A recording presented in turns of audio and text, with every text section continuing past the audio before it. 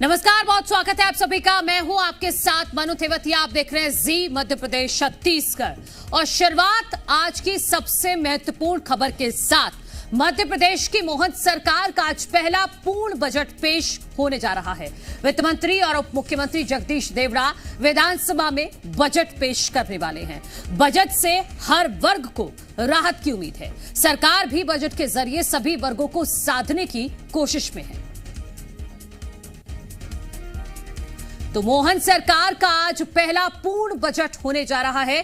अलग अलग वर्गों को इस बजट से काफी उम्मीदें हैं।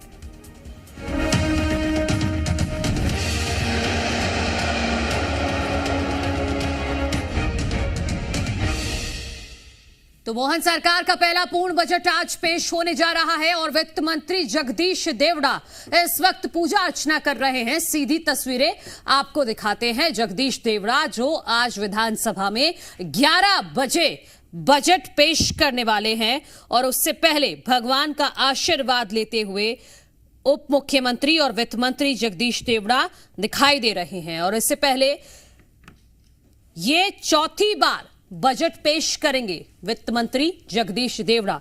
इससे पहले की सरकारों में भी 2022 में और 1 मार्च 2023 को बजट पेश किया था। 2013 और 2018 में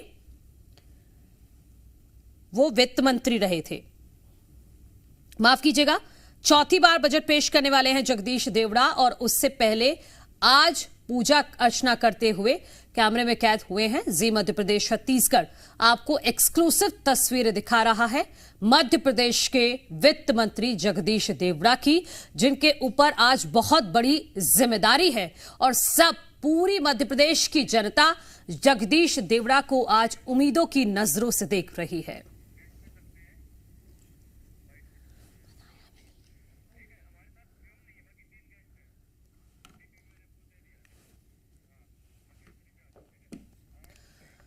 तो कैसा होगा बजट और किस वर्ग को क्या क्या उम्मीदें, आज इसी पर चर्चा करेंगे। मेहमान हमारे साथ जुड़ गए हैं। भारतीय जनता पार्टी का पक्ष रखने के लिए शिवम शुक्ला जी हमारे साथ जुड़ेंगे। केदार सिरोही जी हमारे साथ जुड़ गए हैं कांग्रेस पार्टी का पक्ष रखने के लिए।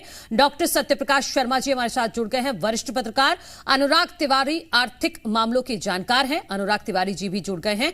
आप सभी का बहुत बहुत स्वागत है। केदार सिरोही जी, मैं आपसे शुरुआत करती हूं। आज मोहन सरकार का पहला पूर्ण बजट पेश होने जा रहा है। अब से कुछ देर बाद कांग्रेस पार्टी को क्या उम्मीदें हैं? देखिए, बजट हमारा जो सरकार से उम्मीद है कि जो मध्य प्रदेश का जितना भी स्टेक होल्डर है उसके सबके साथ न्याय हो और जरूरतमंदों को जो आवश्यकता है, जो सरकार की जिम्मेदारी वो पूरी करे। पहला। दूसरी बात, जो मध्य प्रदेश में चुनाव में भारतीय जनता पार्टी ने जो वादे किए थे, विशेषकर किसानों से, युवाओं से, महिलाओं से, व्यापारियों से, उन सभी जो वादों पर खरा उतरना पड़ेगा। जो लोगों को सहायता देनी है वो करनी पड़ेगी। वो उसके साथ में जो दूसरा अगर हम सेक्टर देखें कि अभी पूरी तरीके से मध्य प्रदेश में जो स्वास्थ्य की सेवाएं हैं वो पूरी तरीके से धराशायी हो चुकी है। 20वें नंबर पर हैं पूरे देश में हम लोग। शिक्षा में भी हम 18-20 नंबर पर हैं, वो भी हम लोगों को देखना पड़ेगा। अभी कल ही पुलिस के 3 क्रिमिनल कानून आए हैं, उनके लिए मध्य प्रदेश में कोई व्यवस्था ही नहीं है। यहाँ तक कि थानों में साइबर एक्सपर्ट्स नहीं है, बहुत अच्छा इंफ्रास्ट्रक्चर नहीं है, तो उसकी ओर भी देखना पड़ेगा। किसानों से मंडी टैक्स बहुत सरकार लेती है, 1500 करोड़ रुपया कमाती है। हर 15 दिन 8 दिन में जब भी बारिश आ रही है तो किसानों की फसल भीग रही है, उनके लिए सेट की व्यवस्था नहीं है, ग्रेडिंग की व्यवस्था नहीं है, प्रोसेसिंग की व्यवस्था नहीं है। मध्य प्रदेश के किसानों को 500 रुपया कम सोयाबीन का भाव मिलता है दूसरे राज्यों की तुलना में। तो जो महिला समूह है वो बहुत ही दयनीय स्थिति में है।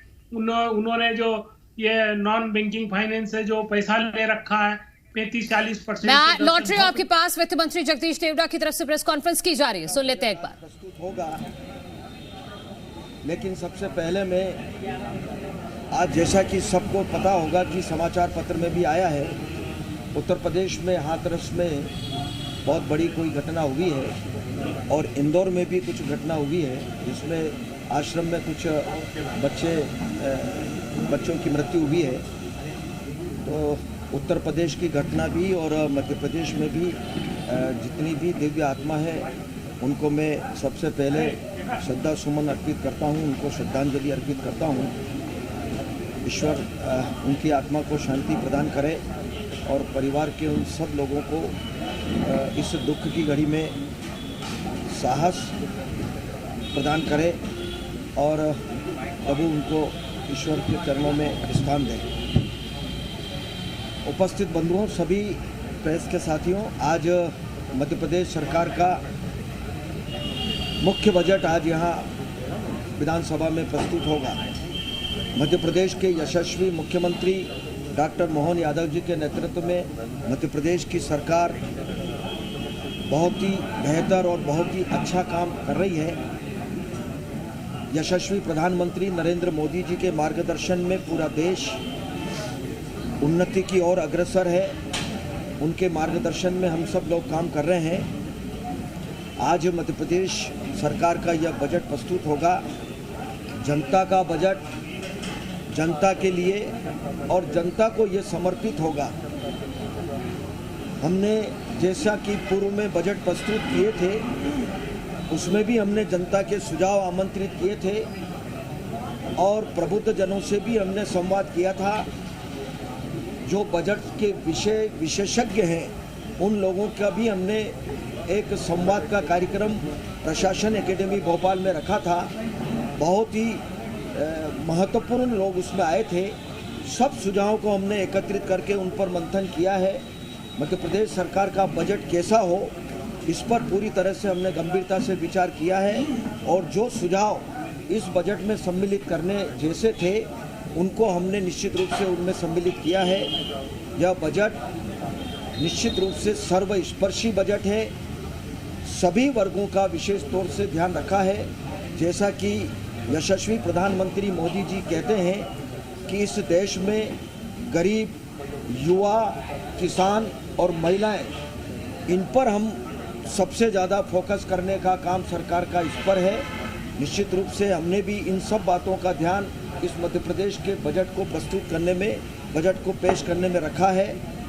गांव, गरीब, किसान, मजदूर, युवा, महिलाएं, सभी वर्गों का हमने इसका पूरी तरह से ध्यान रखा है। सर्वस्पर्शी बजट है और निश्चित रूप से आने वाले वर्ष में मध्य प्रदेश हमारा तरक्की करेगा और यहाँ की जनता खुशहाल रहे, यही कामना करते हुए आज बजट हम प्रस्तुत करेंगे। सर, कोई योजना बंद नहीं है? कोई भी योजना जो मध्य प्रदेश सरकार की चली आ रही है योजनाएं, वो कोई योजना बंद नहीं होगी और उन सब योजनाओं को हम जारी रखेंगे। किसी तरीके का कोई टैक्स में बढ़ोतरी या कोई मध्य प्रदेश की जनता पर कोई नया टैक्स नहीं लगेगा, पहले भी नहीं लगाया था और न कोई नया टैक्स अभी लगेगा। 2028 से तो नगरीय प्रशासन विभाग के लिए भी बजट में इजाफा होगा और कृषि उपक्रमण या धर्मस्व विभाग में भी बजट में इजाफा। सभी विभाग, मध्य प्रदेश सरकार में जो सब विभाग हैं, सभी विभागों का हमने ध्यान रखा है, चिंता की है। कहीं किसी विभाग में कोई कमी नहीं आएगी, चाहे वो चिकित्सा, शिक्षा, खेल, सभी जितने विभाग हैं, सब में हम पूरी तरह से ध्यान रखेंगे और निश्चित रूप से इसमें ध्यान रख करके ही बजट प्रस्तुत हमने करेंगे। आज आर्थिक सर्वेक्षण आ चुका है, इसके अलावा मध्य प्रदेश सरकार पर जो कर्ज है, कर्ज को कोई प्लानिंग? मुझे कहते हुए गर्व भी है कि मध्य प्रदेश की सरकार ने पूंजीगत व्यय पर ज़्यादा खर्च किया है। अगर हमने कर्जा लिया है तो पूंजीगत व्यय करने के लिए लिया है, प्रदेश के डेवलपमेंट के लिए हमने कर्जा लिया है और कर्जा नियम और प्रक्रिया के अंतर्गत जो FRBM का नियम बना हुआ है उसके अंतर्गत हमने कर्जा लिया है। भारत सरकार की परमिशन उसमें लेना पड़ती है और कर्जा बहुत कम समय के लिए नहीं, कर्जा हमेशा बहुत लंबे समय के लिए लिया जाता है। तो निश्चित रूप से उसके देने की प्रक्रिया जो रहती है समय समय पर हम पूरी करते हैं। इसलिए मुझे लगता है कि लिमिट के अंदर, अभी तो कर्जा लेने की लिमिट हमारी बहुत है, लेकिन हमने उसके अंदर कर्जा लिया है। लेकिन हम दोनों चिंता कर रहे हैं कि कर्जा लेकर के समय पर कर्जा देना, उसका ब्याज देना, कर्जा लेना कोई बुराई नहीं है। मुझे लगता है कि हिंदुस्तान की जितनी सरकारें चल रही है प्रदेशों में, सब सरकार कर्जा लेती है, लेकिन सरकार कर्जा ले और कर्जा लेकर के प्रदेश की जनता की, राज्य की जनता की चिंता करके उनकी सड़कों के लिए प्रबंध करे, सिंचाई का प्रबंध करे, पेयजल के लिए प्रबंध करे, भवन बनाए, मेडिकल कॉलेज बनाए, स्कूल बनाए, कॉलेज बनाए, डेवलपमेंट के लिए पूंजीगत व्यय करने के लिए अगर लेते हैं तो मुझे लगता है इसमें कोई बुराई नहीं है। बार बार इस बात को कहना, अच्छा कांग्रेस के टाइम की सरकार की बात अगर मैं कहूँगा तो मुझे नहीं लगता ये सब चर्चा करना चाहिए, लेकिन उस समय स्थापना के खर्च में कर्जे का उपयोग किया गया, वेतन भत्ते देने में उपयोग किया गया, जबकि ये भारतीय जनता पार्टी की सरकार में कभी इस प्रकार का नहीं हुआ। अगर कर्जा लिया है तो वो पूंजीगत व्यय के लिए लिया है, इसलिए मुझे लगता है कि यह बजट हमारा बहुत ही राजस्व आय बढ़ाने के लिए हम लगातार प्रयास कर रहे हैं। सभी विभाग हमारे जो रेवेन्यू डिपार्टमेंट हैं, चाहे वो जीएसटी हो, चाहे वो माइनिंग हो, और भी नए नए नवाचार करने का हम प्रयास कर रहे हैं। कोई कमी इस मध्य प्रदेश में पैसे की नहीं आएगी, न योजना बंद होगी, न डेवलपमेंट बंद होगा, सब काम चलेगा। जनता के लिए हम सब कुछ करने के लिए तैयार हैं। हमारे यशस्वी मुख्यमंत्री डॉक्टर मोहन यादव जी के नेतृत्व में सरकार, हमारी बहुत अच्छी सरकार चल रही है। लाडली बहनों और बेटियों के लिए कोई नया प्रावधान है क्या? अभी तो जो प्रावधान किए मुझे लगता है वो भी कोई कम प्रावधान नहीं है। लाडली बहना का प्रावधान बहुत बड़ा प्रावधान है, लाडली लक्ष्मी का प्रावधान है, मुख्यमंत्री कन्यादान का प्रावधान है। महिला सशक्तिकरण के बारे में जितनी चिंता मध्य प्रदेश की सरकार ने की है और जितनी चिंता केंद्र सरकार ने यशस्वी प्रधानमंत्री जी ने की है, मुझे नहीं लगता कि आज तक के इतिहास में कभी ऐसा हुआ होगा। बहुत बहुत धन्यवाद। उसको लेकर संकल्प पत्र 5 वर्ष के लिए होता है। संकल्प पत्र कोई 1 महीने 2 महीने के लिए, साल भर के लिए नहीं होता है। संकल्प पत्र किसी भी सरकार का होता है वो 5 वर्ष के लिए होता है। तो जो कहा है वो करेंगे। रघुकुल रीत सदा चली आई, प्राण जाए पर वचन न जाई। भारतीय जनता पार्टी की सरकार ने जब जब जो कहा है उसको पूरा किया है। देवड़ा जी, एक आखिरी सवाल है। चुनाव के पहले और बाद में बीच में लगातार जो है सरकार ये दावे करती रही थी कि अलग अलग लोग बनाए जाएंगे, जिस तरीके से महापौर लोग बनाने की बात की, और दूसरे खासतौर पर धार्मिक मामलों को लेकर राम वन गमन पर, इसको लेकर इस बजट में खास तौर पर क्या देखने को मिलने वाला है? धार्मिक स्थानों को लेकर के भी और महापुरुषों के स्थानों को लेकर के भी हमने पूरी चिंता की है। और आपको मुझे लगता है कि पता होगा, संत रविदास जी महाराज का जो संत शिरोमणि रविदास जी महाराज का जो मंदिर है सागर में, 100 करोड़, कोई उज्जैन का ले लें, ओंकारेश्वर का ले लें, जहाँ भी ले लें, सारे पहले कभी मैंने नहीं देखा। मुझे भी 1990 से विधायक रहने का अवसर मिला, लेकिन मैंने नहीं देखा कांग्रेस की सरकारों में कि कभी इन धार्मिक स्थानों के बारे में चिंता की हो, महापुरुषों के कहीं उनके बारे में चिंता की हो, कभी नहीं की। इसलिए मध्य प्रदेश की सरकार आपकी भावना के अनुरूप, आप जो चाहते हैं उसके अनुरूप निश्चित रूप से आपकी भावना का सम्मान करने वाली सरकार है और आगे भी करेगी। बजट में सर पर्यटन को लेकर अब मैं अभी, मुझे लगता है कि 11 बजे अभी बजट रखेंगे। आर्थिक सर्वेक्षण में 10,000 रुपये प्रति व्यक्ति आय बढ़ी। हमने बिल्कुल निरंतर प्रगति की। हमने लगातार इन सब मामलों में, जीडीपी वगैरह में हमने, प्रति व्यक्ति आय में, सब में हमने बढ़ोतरी की है। तो मुझे खुशी है आप सब लोग रहेंगे, इसलिए आपका धन्यवाद।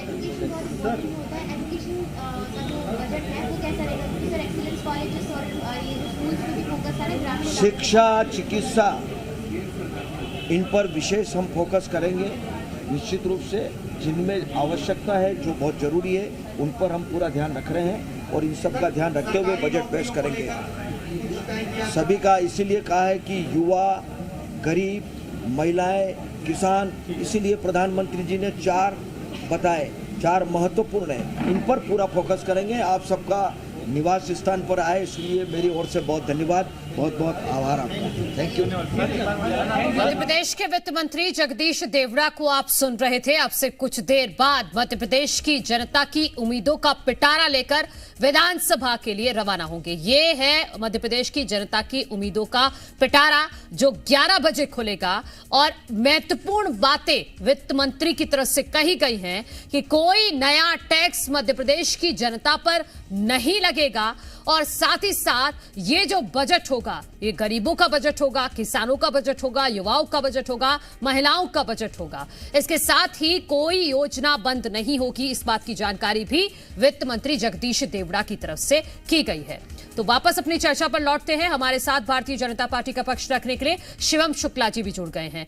तो केदार सिरोही जी, आपके पास मैं एक बार फिर से लौटती हूं। आपने सुना होगा वित्त मंत्री को, दो बड़ी बातें, कोई नया टैक्स नहीं, कोई योजना बंद नहीं होगी।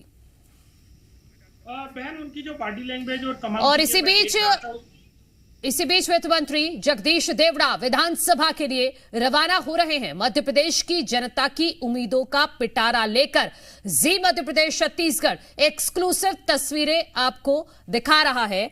ये तस्वीरें अब से कुछ देर बाद 11 बजे, ठीक 11 बजे वित्त मंत्री जगदीश देवड़ा अपना चौथा बजट पेश करने वाले हैं। चौथी बार, माफ कीजिए, चौथी बार। 21 में भी वित्त मंत्री थे, 22 में भी और 23 में भी। तो 3 बजट वो पहले पेश कर चुके हैं और ये चौथा बजट है जो जगदीश देवड़ा अब पेश करने वाले हैं। उससे पहले प्रेस कॉन्फ्रेंस के जरिए उन्होंने तमाम महत्वपूर्ण बातें कही हैं कि जनता का बजट है, ये जनता के लिए होगा और सुझाव के आधार पर यह बजट तैयार किया गया है और हर डिपार्टमेंट के लिए कुछ ना कुछ होगा, ये बात भी वित्त मंत्री की तरफ से कही गई है।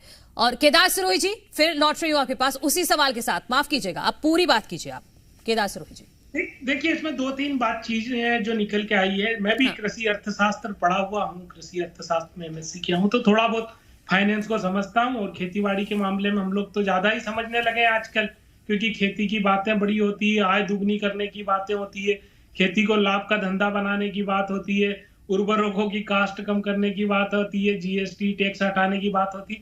तो हम लोग किसान लोग भी आजकल क्या है ना, थोड़ा बहुत ये बजट उजट समझने लगे हैं। अभी इसमें इनने एक बात कही कि सर्वस्पर्शी होगा। हाँ, बिल्कुल होगा, स्पर्श कर सकते हो, मिलना उलना कुछ भी नहीं है। अब एक तरफ ये कह रहे हैं कि हम टैक्स नहीं बढ़ाएंगे, दूसरी तरफ योजनाएं जो है वो हम बंद नहीं करेंगे। तो सीधी बात यहाँ समझ में ये नहीं आ रही कि जब आप आमदनी नहीं बढ़ाएंगे तो फिर खर्चा कहाँ करेंगे। आपका जो टैक्स रेवेन्यू है वो आज आप किसानों से जो बात की है वो 2700 रुपया गेहूं का, 3100 रुपया धान का, अभी मक्का आ रही है, अभी जो ये सीजन चल रहा है हमारा मूंग का सीजन है मध्य प्रदेश। हम लोग ने कल ही जो इनका आर्थिक सर्वे आया था उसमें बड़ी पीठ थपाई है कि हमने दलहन में 46% की ग्रोथ कर ली है। अब बहन, वो 46% किसान ने अपनी ग्रोथ कर ली है, बेचारे ने अपनी मेहनत पे कर ली है। अब जो 16 कुंटल पर हेक्टेयर खरीदना था मूंग, उसको इस बार आधा कर दिया। सपना दिखाया था आय दुगनी करने का, खरीदी आधी कर दी। और उधर शिवराज जी ताली ठोक रहे कि MSP पे खरीदी हो रही, इधर जो बजट है उसमें कहीं उनका कोई प्रावधान मुझे नजर नहीं आ रहा। तो जो मध्य प्रदेश का किसान है वो ठगा हुआ महसूस कर रहा है। मुझे नहीं लगता है कि ये जो बजट है वो किसानों की उम्मीद का बजट होगा, मजदूरों की उम्मीद का। शिवम शुक्ला जी, इस पर आप जवाब दीजिएगा। वो ये भी सवाल कर रहे हैं कि रेवेन्यू कैसे जनरेट होगा। आप कह रहे हैं कोई नया टैक्स नहीं लगेगा, लेकिन कोई योजना भी बंद नहीं होगी, लेकिन रेवेन्यू कैसे जनरेट होगा, इस बात की जानकारी क्या देंगे आप?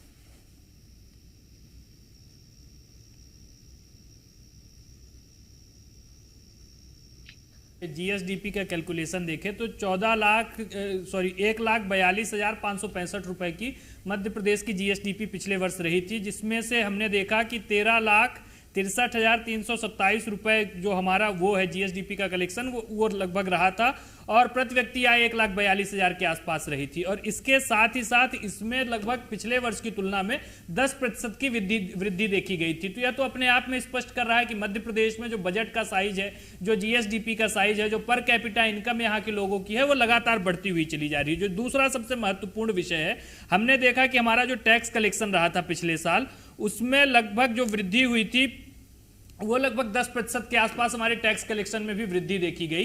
तो हमें अलग से कोई टैक्स बढ़ाने की आवश्यकता नहीं है। मध्य प्रदेश में लगातार जिस प्रकार से निवेश आ रहा है, मध्य प्रदेश में जो प्रति व्यक्ति आय बढ़ रही है, यह तमाम चीजें अपने आप बहुत हद तक हमें कहीं ना कहीं उस स्थिति में लेकर के जा रहे हैं जहां से हम पूरी तरीके से मध्य प्रदेश को एक बेहतर आर्थिक स्थिति की ओर लगातार अग्रसर कर रहे हैं। अगर आप कांग्रेस के शासनकाल से ही मात्र तुलना कर लीजिए तो मध्य प्रदेश की जो GSDP का साइज था वह लगभग कुछ 73,000 करोड़ रुपए का था, वही आज लगभग 15 लाख करोड़ रुपए को टच कर रही है। दूसरा जो हम बिंदु देखें तो जो उस वक्त कर्ज और GSDP के बीच रेशियो हुआ करता था वह 31.8% का था, तब न प्रदेश में बिजली की व्यवस्था थी, न पानी की व्यवस्था थी, न सड़कों का इंफ्रास्ट्रक्चर था, न शिक्षा के लिए उस स्तर के मापदंड थे, मेडिकल के बारे में तो आप भूल ही जाइए। लेकिन इस दौरान हमारी प्रदेश सरकार ने 20 वर्षों में इन तमाम चीजों में उपलब्धि हासिल की। हमने देखा कि मध्य प्रदेश में किस स्तर से अस्पतालों का निर्माण हुआ, मध्य प्रदेश में शिक्षा का ड्रॉप आउट रेशियो कम होता गया, लगभग 5 लाख किलोमीटर सड़कें बनी, सिंचाई का रकबा लगभग बढ़ गया अपने आप में। तो यह तमाम चीजें करने के बाद भी हमने यह सुनिश्चित किया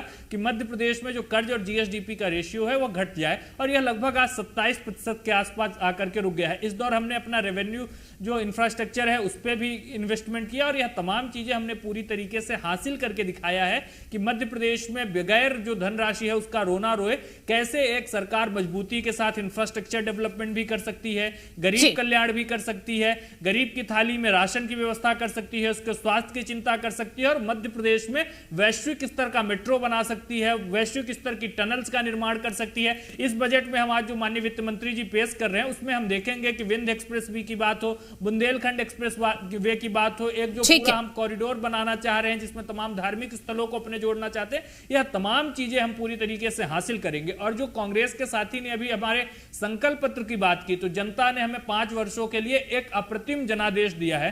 स्वाभाविक तौर पर जब हम 5 वर्षों बाद जनता के बीच दोबारा जनादेश लेने जाएंगे तो अपने संकल्प पत्र में किए गए जो भी हमारे बिंदु थे, जो भी प्रधानमंत्री जी की गारंटियां थी, उनको जमीन पर साकार करके जनता के सामने अपना रिपोर्ट कार्ड प्रस्तुत करेंगे। ये कांग्रेस की सरकार नहीं है, हमारी पूरी क्रेडिबिलिटी जनता के साथ है। जनता हमसे हमेशा सवाल पूछ सकती है, और हम किसी भी चुनाव में जाने से पहले जनता के सामने जो बिंदु हम रखते थे उनको जमीन पर साकार करके जनता को दिखाने के लिए पूरी तरीके से प्रतिबद्ध है। यह विश्वास हमने लगातार कई वर्षों ठीक है शिवम शुक्ला जी, ठीक है, मैं केदार सिरोही जी से इस बात को लेकर जवाब लूंगी, लेकिन डॉक्टर सत्यप्रकाश शर्मा जी को शामिल कर लेते हैं।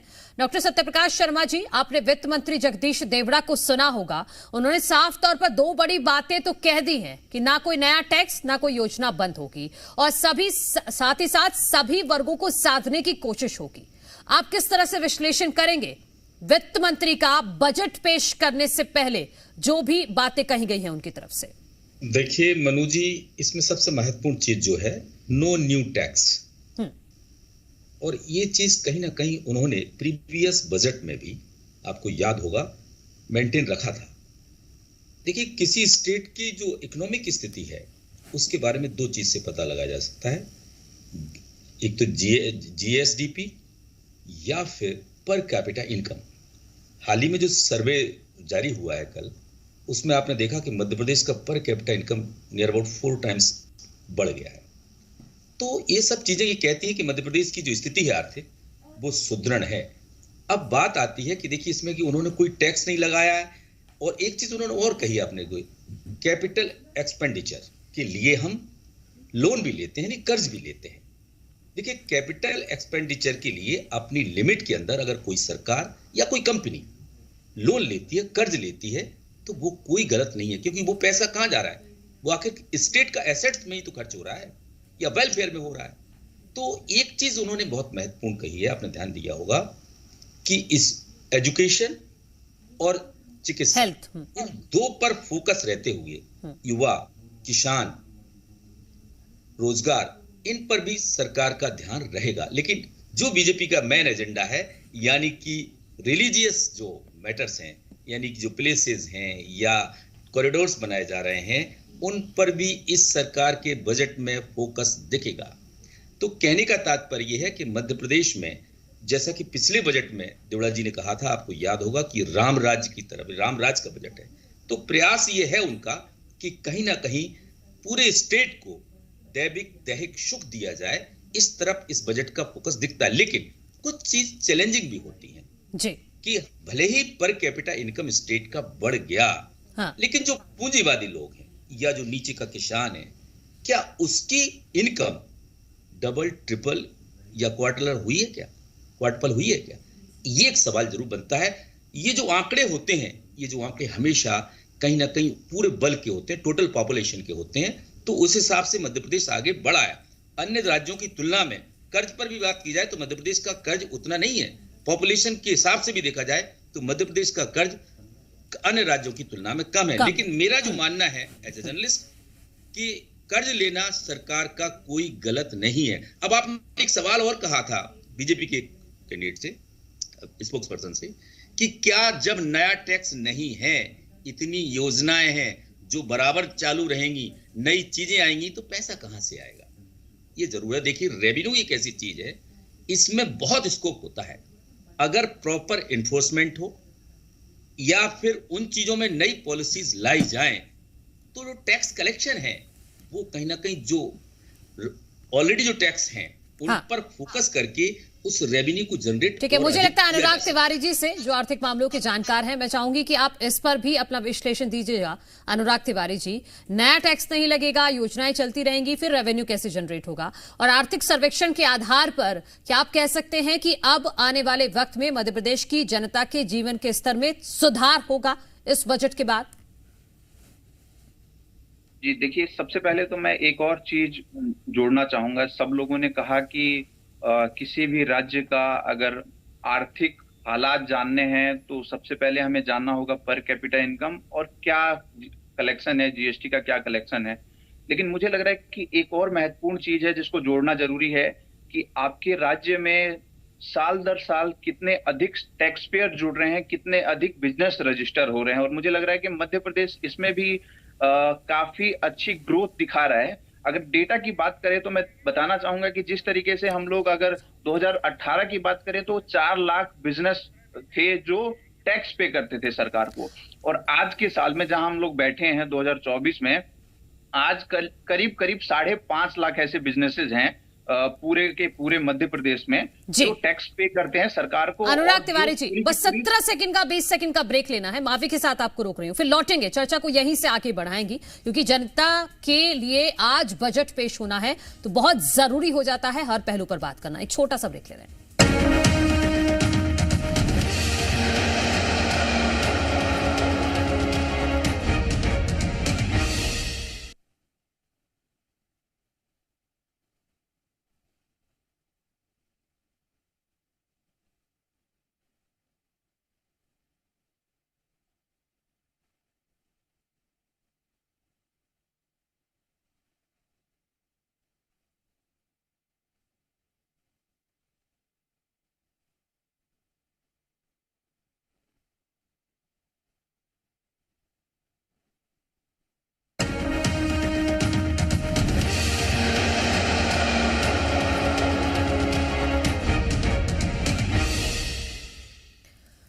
तो आपका बजट, आपकी उम्मीद, इसी पर कर रहे हैं हम चर्चा। अनुराग तिवारी जी के पास में सीधा चलूंगी, आर्थिक मामलों के जानकार हैं। अनुराग जी, अब आप अपनी बात पूरी कीजिएगा।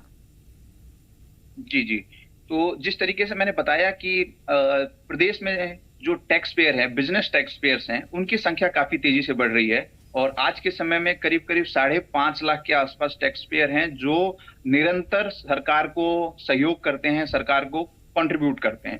इसके महत्वपूर्ण एक और चीज हमें जानना होगा कि जिस तरीके से पूरे भारत में स्टार्टअप का एक क्रेज बढ़ा है, स्टार्टअप का एक आप कहें कि माहौल बना है, उसमें भी मध्य प्रदेश काफी तेजी से कंट्रीब्यूट कर रहा है और अपनी योगदान दे रहा है।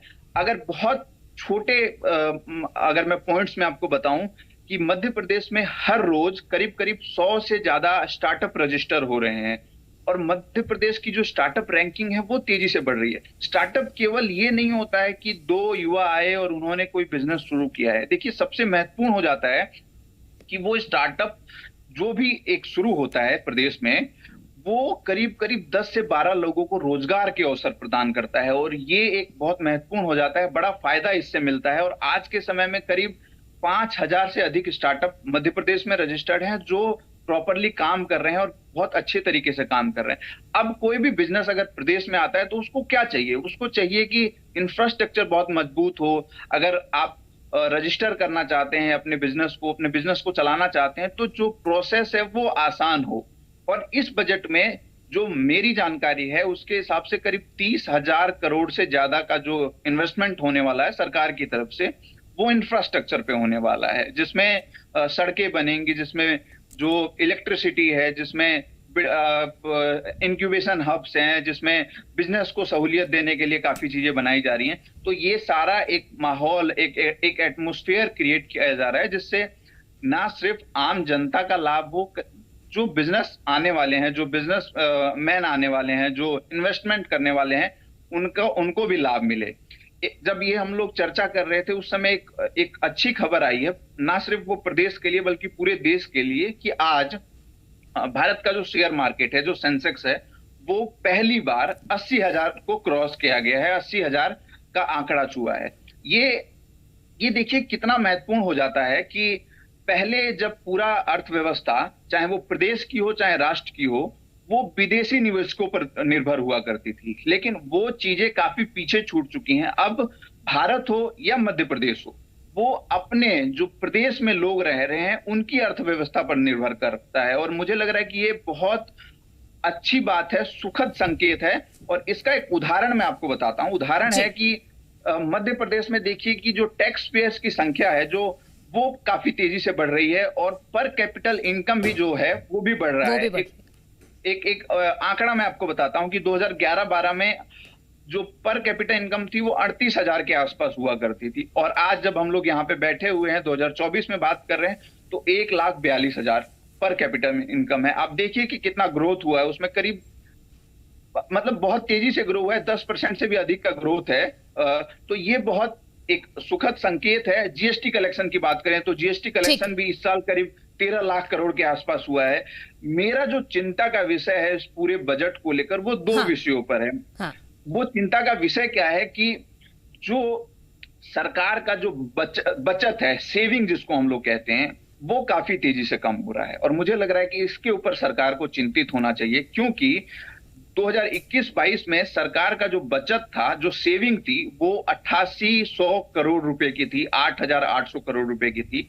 और आज 2023-24 में जो बचत है वो 266 करोड़ रुपए हो चुकी है। ये एक बहुत चिंता का विषय है, और इसका कारण बताया जा रहा है। उसका कारण ये है कि सरकार के जो एक्सपेंडिचर है वो तेजी से बढ़ रहे हैं, लेकिन सरकार अपने पास इन्वेस्टमेंट नहीं करा पा रही है, लोगों के जो बचत है वो कम हो रहे हैं। एक और जो चिंता का विषय मुझे जो लग रहा है वो है कि जो गर्ल चाइल्ड है, जो बच्चियां हैं जो स्कूल में जाती थी, उनका जो ड्रॉप आउट रेशियो है वो प्रदेश में काफी तेजी से कम हुआ है। ठीक है, मैं इसी पर जवाब ले लेती हूँ। दो महत्वपूर्ण पॉइंट जो अनुराग तिवारी जी ने उठाए हैं, शिवम शुक्ला जी, कि लोगों की जेब में अब पैसा बच नहीं रहा है, लोग सेविंग नहीं कर पा रहे हैं।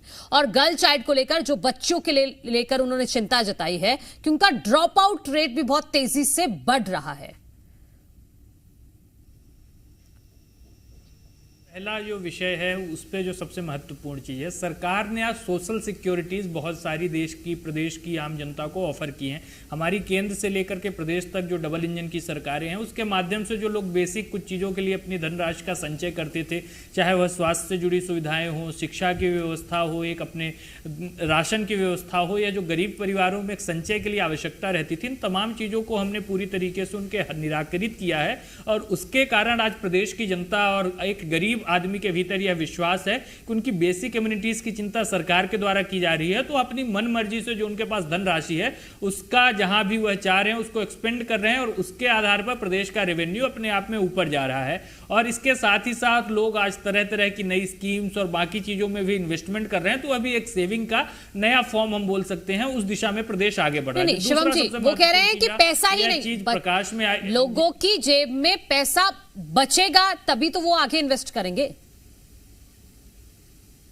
देखिए, जब पैसा, दो चीजें होती हैं, इन्वेस्ट कर रहे हैं, लोगों के पास जो राशि आ रही है, प्रदेश का आम नागरिक जब उसकी सोशल सिक्योरिटी सरकार के द्वारा फुलफिल की जा रही है, उसके पश्चात वह उसको अलग अलग दिशाओं में इन्वेस्ट कर रहा है, या अपने आप में समझने के लिए पूरी तरीके से स्पष्ट है। जो दूसरा आपने विषय उठाया बच्चियों के ड्रॉप आउट रेशियो का, स्वाभाविक तौर पर उसमें कुछ बढ़ोतरी देखी गई है, यह हमारे लिए चिंता का विषय है। आने वाले बजट के माध्यम से जो भी प्रावधान किए जाएंगे उसको सुनिश्चित करते हुए हम पूरी तरीके से इस चीज का ध्यान में रखेंगे कि यह रेशियो अपने आप में घटे। हमने उसको कांग्रेस के शासनकाल से बहुत बेहतर स्थिति तक हमने ला करके स्थापित किया था। उसमें अगर कहीं पर भी कोई ऐसी हमारे ओर से गड़बड़ी हो रही है, हम जहां पे ध्यान नहीं दे पा रहे हैं, यह विषय हमारे प्रकाश में डाटा और आंकड़ों के माध्यम से आया है, तो स्वाभाविक तौर पर प्रदेश की सरकार पूरे संकल्पित भाव के साथ इसको पूरी तरीके से निराकरित करने की दिशा में आगे बढ़ेगी और हम पूरी तरीके से सुनिश्चित करेंगे कि मध्य प्रदेश के आम नागरिकों को किसी भी प्रकार की कोई ऐसी समस्या का सामना न करना पड़े। सरकार ने पूरी तरीके से देश के तमाम सामाजिक वर्गों का ध्यान रखा है,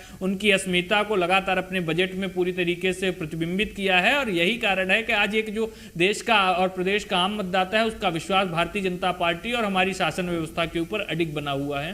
केदार सिरोही जी, जो वित्त मंत्री ने कहा है कि संकल्प पत्र को लेकर कि हमारे पास अभी 5 साल है, पहली बात, और उन्होंने कहा बड़ी बात यह कही है कि प्राण जाए पर वचन ना जाए, जो भी कहा है उसको आने वाले वक्त में करेंगे। ये बातें बड़ी बड़ी करते हैं, प्राण जाए पर वचन ना जाए, तो वो पहले की 33,000 जो घोषणाएं शिवराज जी ने करी वो क्या था? वो भी तो कोई वचन था। ये जो इस बार गेहूं खरीदी का जो खरीदना था 2700 पे, ये भी तो वचन था। कहाँ चले गए? प्राण क्यों नहीं जा रहे इनके? ये देखिए, कहने की बातें, भारतीय जनता पार्टी कहने के लिए तो मंच और माइक मिल जाए ना तो वो कुछ भी ब्रह्मांड में चली जाती है। और दूसरी बात, मुझे बड़ी हंसी आती है मनु बहन इन लोगों पे। अरे कांग्रेस 25-30 साल पहले मध्य प्रदेश में थी, हम भी कहते हैं सन 1100 में तो नोट ही प्रिंट नहीं होता था, सन 1100 में तो ये स्थिति थी, देश में रोड ही नहीं थे, पूरा जंगल ही जंगल था, वो तो आजाद करा हमने और फिर हमने काम किया। ये बातें नहीं होती है। अब मैं थोड़ा सीरियस इस पे बात करना चाहता हूँ, ये बहुत महत्वपूर्ण मुद्दा है। देखिए, आंकड़े जो होते हैं वो कच्ची मिट्टी की तरह होते हैं, जैसा मूर्ति बनाना चाहो वैसा बना सकते हो। हमारे सब साथियों ने एक तरफा बातें तो बता दी, स्टेट का जीडीपी बढ़ा, बात अच्छी हुई, फिर ये कर्जा क्यों लेना पड़ा 88,000 करोड़, अभी कर्जा क्यों लेना पड़ा? आप एक तरफ जीडीपी बढ़ाने की बात, स्टेट का जीडीपी बढ़ाने की बात हो रही है, दूसरी तरफ हम लोग यहाँ 88,000 करोड़ का कर्जा ले रहे हैं। एक तरफ जब हम मध्य प्रदेश को समझने की जरूरत है, पहले हम नंबर 2 के राज्य हैं जियोग्राफी और रिसोर्सेस और इन तमाम चीजों में। हमारी इनकम जो 1,41,000 गिना रहे हैं, कौन सा नंबर है भैया स्टेट में? 12, 13, 14 नंबर पे आ चुके हैं हम लोग।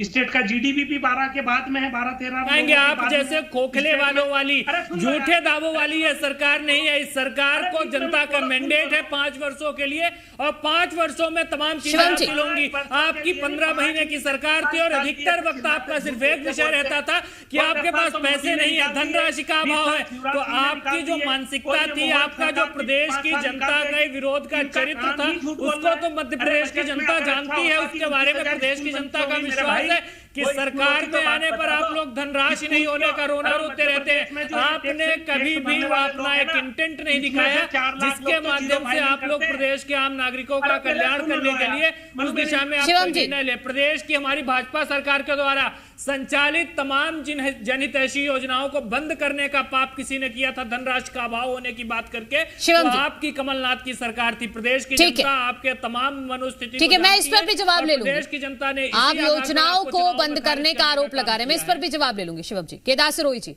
हाँ बोलिए। पहले इसको बंद कर दो जरा, महत्वपूर्ण मुद्दे पे बात करने का होता है, बीच में उछल जाते हैं, सीरियस इशू पे बात हो नहीं पाती है।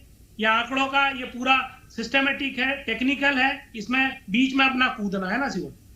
देखिए, बात ये हो रही है कि मध्य प्रदेश में जो टैक्स फाइल करने वाले लोगों की संख्या बढ़ी है। कितनी बढ़ी? 5.5 लाख। उसमें से 3.5-4 लाख लोग तो जीरो फाइलिंग कर रहे हैं, जीरो पैसा टैक्स के रूप में दे रहे हैं। सिर्फ वो कागज को मजबूत कर रहे हैं, अपने कागज, क्योंकि आज की तारीख में मध्य प्रदेश में कागज सबसे ज्यादा लग रहे हैं। लोगों को कुछ मिल रहा है नहीं मिल रहा, कागज लेके खड़े हो जाओ, इतने कागज की फॉर्मेलिटी कर दी है। बातें हो रही है मध्य प्रदेश के इंफ्रास्ट्रक्चर को डेवलप करने की। 29,000 स्कूल कैसे बंद हो गई है, ये समझ में नहीं आ रहा कि मध्य प्रदेश में 29,000 स्कूलें बंद हो गई है।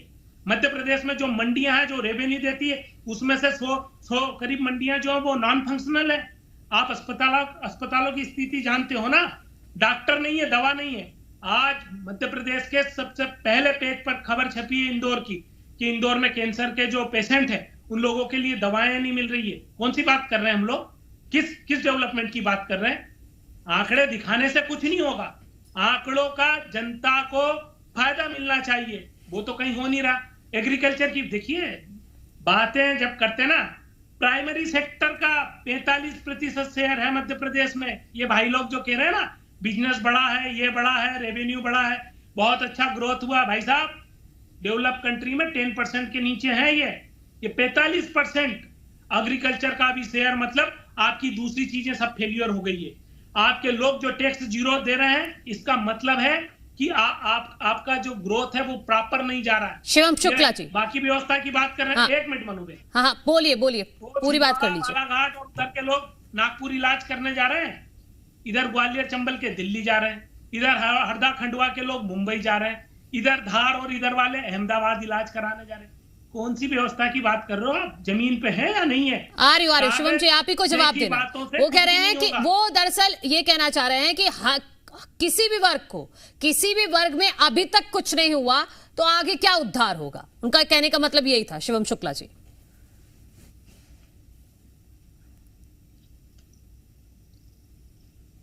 सपोर्ट करने के लिए हमारे पास कम से कम कुछ फैक्चुअल आधार होना चाहिए, जिसके बाद हम कम से कम अपनी बात को प्रमाणित तरीके से रख सकें। अब ये कह रहे हैं नागपुर इलाज कराने जा रहे हैं, दिल्ली जा रहे हैं, ये कर रहे हैं, वो कर रहे हैं। ऐसा आपके पास कोई स्टैटिस्टिकल डाटा हो जिसके माध्यम से आप इन चीजों को बता सके तो फिर तो मानने वाली बात है।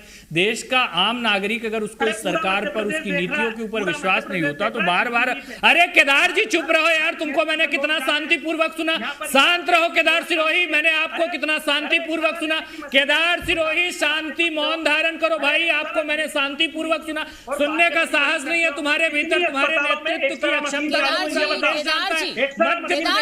आपकी बात को भी उन्होंने धैर्यपूर्वक सुना है, तो आप भी सुन लीजिए, फिर मैं आपको मौका दे दूंगी, आप काउंटर कीजिएगा। प्रदेश के बड़े से आ रही हो शिवम शुक्ला जी। देने का जो आप सबको भी ज्ञात है, उन माताओं बहनों को दरकिनार करते हुए, अपने वायदा खिलाफी करते हुए उनका ख्याल इस बजट में नहीं रखा गया है। यदि ऐसा है तो फिर इस चीज का पुरजोर तरीके से विरोध किया जाएगा, इस आशा के साथ कि उस वायदे को जो 3,000 रुपए का उन्होंने किया था उसको इसमें सम्मिलित किया जाए। और जो भी चीजें हैं एक बार बजट में पढ़ लूंगा तो विस्तृत रूप से। लगातार कांग्रेस पार्टी सवाल उठाती रही है, इस बजट से क्या उम्मीद है? किसानों की जो गेहूं और धान को लेकर सरकार ने वादे किए। देखिए, एमएसपी तो एक ऐसा विषय है जो किसानों से जुड़ा हुआ विषय है। एमएसपी पे हमेशा से चिंता चाहे किसान हो चाहे कांग्रेस से करती रही है, और हमें आशा है कि एमएसपी की जो मांग थी, जैसी एक पूर्व में रिपोर्ट भी आई थी, उसके अनुसार पूरी लागू की जाएगी। अब मैं बजट एक बार आ जाए, देख लूं, उसके बाद में उस पर विस्तृत टिप्पणी करने के लिए ज्यादा मैं समझता हूं उचित होगा। है कि महापुरुषों के लिए और धार्मिक स्थलों के लिए कांग्रेस ने कभी कुछ नहीं किया है, जो भी किया है बीजेपी ने किया है। अब देवड़ा जी के मैं हर तर्क का उत्तर तो नहीं दे सकता, लेकिन देवड़ा जी जिस स्कूल से पढ़ के आए होंगे, जिसमें उनके माता पिताजी ने इलाज भी करवाया होगा, वो कांग्रेस के बनाए हुए होंगे। एक बार आप उनसे नाम पूछ लेना, इतना मैं कह सकता हूं। और साथ ही ये भी कह सकता हूं कि अभी जिस विषय को आपने पूछा नहीं, नरसिंह घोटाले की बात, विश्वास सारंग जी के इस्तीफे को लेकर के अभी तक कोई बात नहीं आई है। विश्वास सारंग, बिल्कुल, जब तक ये इस्तीफा नहीं हो जाता तब तक ये विषय रहेगा। ऐसा नहीं कि एक दिन उठाया और अगले दिन छात्रों का हित गायब हो गया। इसको हम लोग उठाते रहेंगे। बिल्कुल, वो तो हमें भी पता, नैतिकता है ही नहीं। उनको बर्खास्त करो ना, मोहन यादव बर्खास्त करेंगे। तो विपक्ष की तरफ से लगातार हमला किया जा रहा है सरकार पर भी कि इस बजट से ज्यादा उम्मीदें नहीं हैं कांग्रेस पार्टी को, और नरसिंह घोटाले समेत तमाम ऐसे मुद्दे थे जो विपक्ष के विधायक की तरफ से कहे गए हैं। तो चर्चा में आगे बढ़ेंगे। शिवम शुक्ला जी, आप अपनी बात अब पूरी कीजिएगा। तो कांग्रेस पार्टी को तो कोई उम्मीद है नहीं इस बजट से। देखिए, कांग्रेस पार्टी नाउम्मीदी का ही दूसरा नाम है। देश और प्रदेश की जनता को कांग्रेस से उम्मीद नहीं है, कांग्रेस को सरकार से उम्मीद नहीं है। प्रदेश की जनता को उम्मीद हमारी सरकार के साथ है। हमारी सरकार उन उम्मीदों पर लगातार खरी भी उतर रही है। हम जन भावनाओं को पूर्ण कर रहे हैं। लगातार प्रदेश की जनता का विश्वास हमारे ऊपर अडिग है। मध्य प्रदेश में भी केदार जी बात कर रहे थे कृषि विकास दर की, किसानों की स्थिति की। इनके शासनकाल में 3% कृषि विकास दर होती थी। आज पूरे देश में सर्वाधिक 19% मध्य प्रदेश की कृषि विकास दर है। तेंदूपत्ता की हम राशि की बात कर ले, जो लगभग 300 रुपए था, वो आज लगभग 3,000 रुपए है संग्रहण की राशि।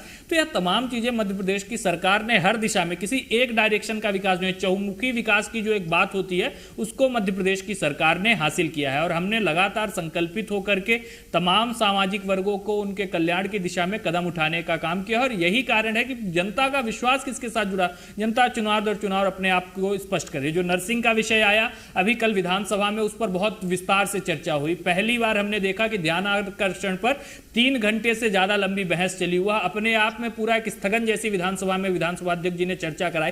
कांग्रेस के जितने भी आरोप थे, जितनी भी उनके विषय थे, उसका माननीय उप मुख्यमंत्री राजेंद्र शुक्ला जी ने और उसके साथ ही साथ जो उस विभाग के पूर्व में मंत्री रह चुके थे विश्वास सारंग जी ने बहुत विस्तृत जवाब दिया। कांग्रेस के पास अपने आरोपों को कहीं न उसको हकीकत की कसौटी पर कसने के लिए कोई तर्क नहीं थे और विधानसभा में कांग्रेस को मुंह की खानी पड़ी। कल वो विषय वहां पे समाप्त हो गया। माननीय उप मुख्यमंत्री जी ने स्पष्टता के साथ पटल पर बताया कि 66 कॉलेजेस को सीबीआई ने अनफिट पाया, अनसुटेबल पाया, उसमें से 40 की मान्यता 2 साल के इनके कार्यकाल में कांग्रेस सरकार के दौरान दी गई थी और बाकी उसके बाद हमारी सरकार में इस मुद्दे पर भी हम चर्चा करेंगे बगैर जानकारी के दी गई थी। तमाम चीजें तो पटल पे आई। जी ठीक है शिवम जी। सत्यप्रकाश शर्मा जी, जब कांग्रेस के नेता इस प्रकार का कोई विषय नहीं तो अच्छा बोलिए इस प्रकार का जब कोई विषय रखते हैं तो उस पर बहुत तो देखिए मनु जी, तो यह अपने आप में प्रदेश की जनता के सामने स्पष्ट हो चुका है। आने वाले वक्त में यह जो बजट आ रहा है हम देखेंगे कि मध्य प्रदेश की जन आकांक्षाओं को पूर्ण करते हुए प्रदेश के जितने भी अंचल हैं, जितने भी सामाजिक वर्ग हैं, उनके सर्वांगीण विकास के लिए यह बजट पूरी तरीके से खरा उतरेगा और हम तमाम सबसे महत्वपूर्ण जो आम आदमी के मन में है कि पहला उनका स्टैंडर्ड ऑफ लिविंग बढ़े, उनकी आय बढ़े लेकिन उनका खर्च कम हो, पैसा बचे। यही तो है ना मेन पूरी जो साइकिल है, यही है। तो देखिए मनु जी, उसको तो हम हर तरीके से हासिल करने के लिए लगातार प्रयास कर रहे हैं। सरकार गरीब वर्गों के लिए, मैंने आपको पहले ही बताया, जितनी भी सोशल सिक्योरिटी स्कीम्स है हमारी, वह अपने आप में अप्रतिम है मध्य प्रदेश में। चाहे उज्ज्वला के लाभार्थियों की बात करें, आयुष्मान भारत योजना, लाडली बहना योजना, लाडली लक्ष्मी योजना, किसानों की जो सम्मान निधि है और उसके साथ ही साथ इस प्रकार की जो अन्य योजनाएं हैं, राशन की व्यवस्था है, शिक्षा में जो सीएम राइज जैसे स्कूल खोले गए, तो यह तमाम चीजें एक आम नागरिक के ऊपर से बहुत जो कुछ बेसिक कम्युनिटीज होती हैं उसका भार आप डायरेक्टली पूछ लेती हूं, महंगाई कम करने पर जोर दिया जाएगा। देखिए महंगाई के लिए अगर आप केंद्रीय स्तर का हमारा डाटा देखेंगे तो यूपीए के शासनकाल में जो लगभग 12% के आसपास जो खुदरा महंगाई दर हुआ करती थी वह आज घट करके 5% के आसपास है। यह जो इन्फ्लेशन की हम दर देखते हैं वह उसी अनुरूप जो विकास का भी जो हमारा पैरामीटर है उसके अनुरूप थोड़ा बहुत बढ़ा है और बाकी हमने पूरी तरीके से सुनिश्चित किया। अगर कैलकुलेटिव फॉर्म में हम जाएंगे जो इनके दौरान 12% थी वह आज 5% के आसपास है। हमने उसको बहुत हद तक कंट्रोल किया है और यह तमाम चीजें अपने आप में स्पष्ट करती हैं कि प्रदेश का आम नागरिक इस सरकार से संतुष्ट। हमारी जो गवर्नमेंट की रेटिंग है, जितनी भी एजेंसीज में कोई सर्वे कोई आंकड़ा होता है तो जनता उसको प्रमाणित करती है। लेकिन सत्यप्रकाश जी को शामिल कर लेते हैं, काफी देर से इंतजार कर रहे हैं। सत्यप्रकाश जी, सबसे महत्वपूर्ण यही है जो बजट, मतलब देखिए इतनी टेक्निकलिटी किसी भी आम आदमी को समझ में आती नहीं है, लेकिन जो मेन चीज है जो आम आदमी चाहता है, जो मेरा जैसा आम आदमी चाहता है कि हमारा खर्चा कम हो, आय बढ़े और पैसा बचे, यही 3 चीजें हैं जो एक आम आदमी चाहता है। तो क्या हम उम्मीद रख सकते हैं इस बजट से ऐसी? देखिए मनु जी, आपने बेसिक बात कह दी है। ये जो टेक्निकली चीजें हैं वो उनको एक्सप्लेन पब्लिक को करना मेरे ख्याल से मुनासिब नहीं होगा। आप सही मुद्दे पर आई हैं। देखिए आज की राजनीति में जो भी पार्टी इलेक्शंस में जाती है तो आप देखते हैं उसका फोकस होता है कि इंडिविजुअल बेनिफिशियरीज स्कीम्स पर डायरेक्ट पैसा उसके खाते में डालें, उसके तहत चाहे युवा हो, किसान हो, महिलाएं हो या गरीब हो, इस तरफ सरकार पार्टी सत्ता में आने के बाद उसका प्रयास रहता है कि जो प्रोमिसेस उसने ड्यूरिंग द इलेक्शंस किए हैं उनको बजट में दिखाया जाए और उसको फोकस करके पब्लिक तक वो मैसेज जाए। लेकिन इसमें कोई छुपा नहीं है कि इन्फ्लेशन का जो रेट है बड़ा घटा, 20 साल पहले क्या था, 10 साल पहले क्या था। लेकिन ये सच्चाई है कि अगर एक चीज के पर भी चर्चा कर ली जाए तो क्या उसकी कीमत पिछले 5 साल में आज क्या है, जो डेली नीड की है। ये चाहे कांग्रेस के प्रवक्ता हो, बीजेपी के प्रवक्ता हो या हमारे एक्सपर्ट हो, सभी जानते हैं कि इन्फ्लेशन तो बड़ा है जिसका जनता पर सीधा प्रभाव पड़ा है। बिल्कुल। और क्या राहत मिलेगी इस बजट में, इस पर हमारी नजर रहेगी। सत्यप्रकाश जी, माफी के साथ आपको टोक रही हूं। और उप नेता प्रतिपक्ष हेमंत कटारे ने क्या कहा है वो सुन लीजिए एक बार। पहला बजट है, बजट से बहुत आशा है हमको कि ऐसा बजट सरकार पेश करेगी जिसमें मध्य प्रदेश के हर वर्ग का ख्याल रखा जाएगा। परंतु अभी जो जानकारी मुझे प्राप्त हुई है एक प्राथमिक, वह यह है कि जिन माताओं बहनों के नाम पर ये सरकार इन्होंने छलावा करके बनाई, झूठे वायदे करके, और उनको वायदा किया था 3,000 रुपए प्रति माह देने का, जो आप सबको भी ज्ञात है। उन माताओं बहनों को दरकिनार करते हुए, अपने वायदा खिलाफी करते हुए उनका ख्याल इस बजट में नहीं रखा गया है। यदि ऐसा है तो फिर इस चीज का पुरजोर तरीके से विरोध किया जाएगा, इस आशा के साथ कि उस वायदे को जो 3,000 रुपए का उन्होंने किया था उसको इसमें सम्मिलित किया जाए। तो आपका बजट, आपकी उम्मीद, अब से कुछ देर बाद बजट पेश करेंगे वित्त मंत्री जगदीश देवड़ा। तमाम मेहमान हमारे साथ जुड़े हुए थे, बहुत बहुत शुक्रिया आप सभी का इस चर्चा में शामिल होने के लिए। अनुराग तिवारी जी, आपका भी बहुत बहुत शुक्रिया इस चर्चा में शामिल होने के लिए। तो 11 बजे बजट पेश होगा, उसके बाद जी मध्य प्रदेश छत्तीसगढ़ मध्य प्रदेश की जनता के लिए हर पॉइंट को डिकोड करने की कोशिश करेगा कि किस सेक्टर में कितना लाभ सरकार की तरफ से दिया गया है। एक छोटा सा ब्रेक ले रहे हैं, आप देखते रहिए जी मध्य प्रदेश छत्तीसगढ़।